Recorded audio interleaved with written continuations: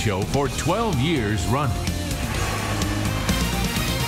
Thanks for staying with us. I'm Bill O'Reilly in a Weekdays with Bernie segment tonight. Let's get right to the purveyor, BernardGoldberg.com, who joins us now from North Carolina. Now, you say that the media did not defeat Mitt Romney, but it did help President Obama. Explain that. Yeah. Were there reporters, a lot of reporters, who were rooting for Barack Obama? Absolutely, no question. But did Mitt Romney lose because of that? No, but no with an asterisk. Let's just take one example that you used in Talking Points, Benghazi. The media played down that story. If they had played it up, that could have been a big deal. That could have been a game changer. It could have swayed the election.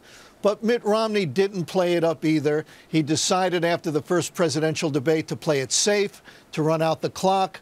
Bad strategy. And then the hurricane and the embrace with the governor and the president, lights out. But here's where the asterisk comes in, and here's where the media did affect the election. When Barack Obama decided he wanted to run for president, the media decided they were going to fall in love with him.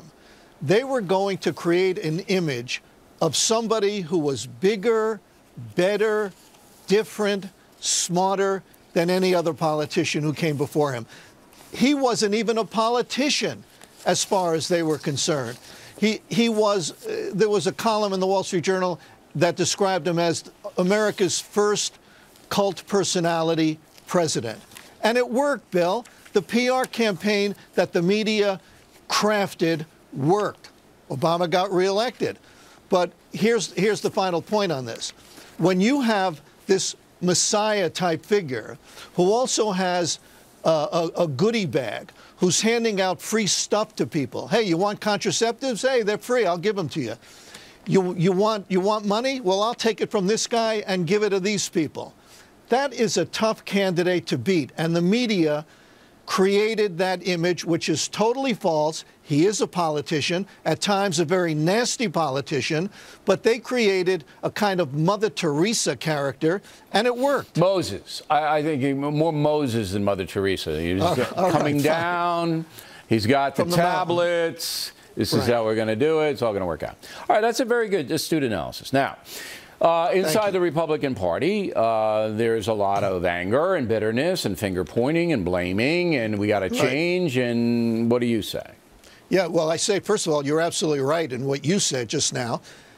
What we're going to hear, and we've already started hearing it, is we nominated a moderate 4 years ago. It didn't work. We nominated a moderate this time. It didn't work. Now we need a real conservative.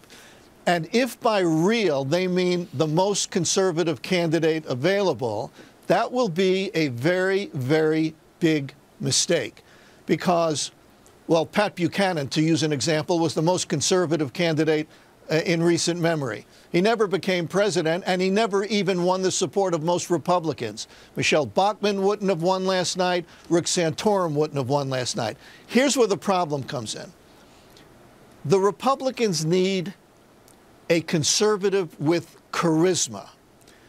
And it's got to be the kind of candidate who is smart enough to explain to these groups like women, Latinos, young voters, and they have to stop this Bible-based bashing of gay people.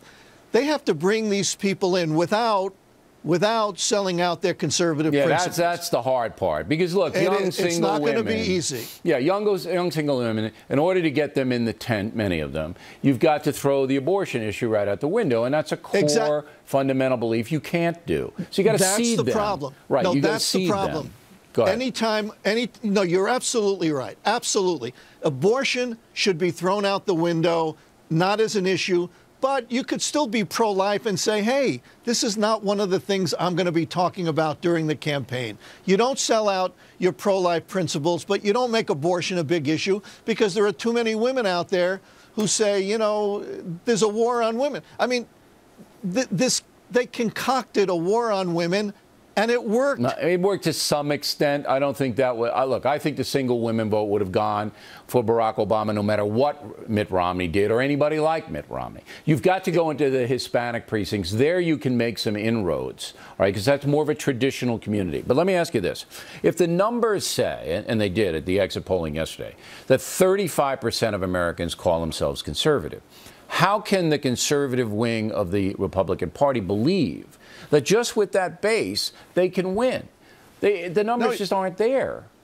It's a very troubling and unfortunately a very good question. The numbers are not there, and that's why they have to look. All I'm saying is they have to figure out a way. I don't have the way right now, not tonight.